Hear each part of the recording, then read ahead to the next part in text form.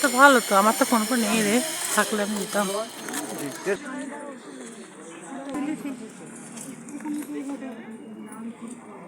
যা ধরো কোনটা দিয়ে আসতে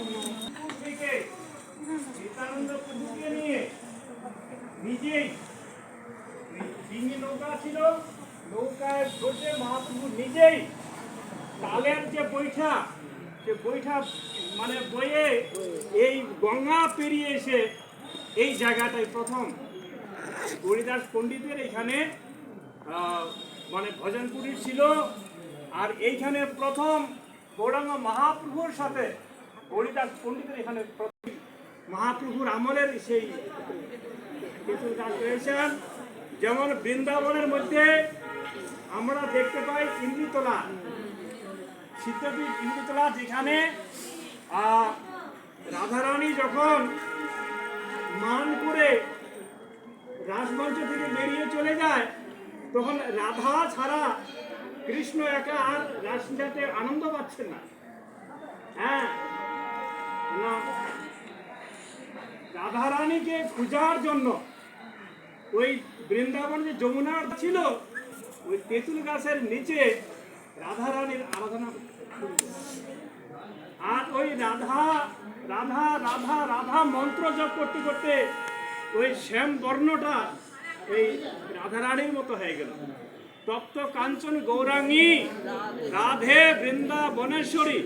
যেমন তপ্ত কাঞ্চন, যেমন সোনাকে গলিয়ে যেমন কালাতে হয়, সেরকম ছিল রাধারানীর রং।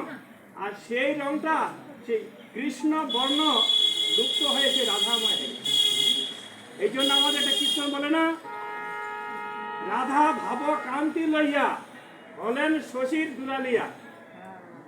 হ্যাঁ, সেই দাপর যুগে কৃষ্ণ অবতারে এই তেঁতুল গাছের নিচেই রাধা মন্ত্র জপ করে তখন ধ্যান করেছিলেন। বেশি দিন থাকলে মায়া মোহে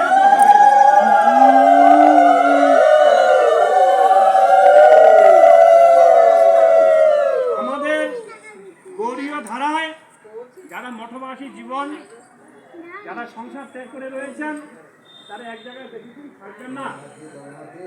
এইটা সেই মহাপ্রভু আছেন।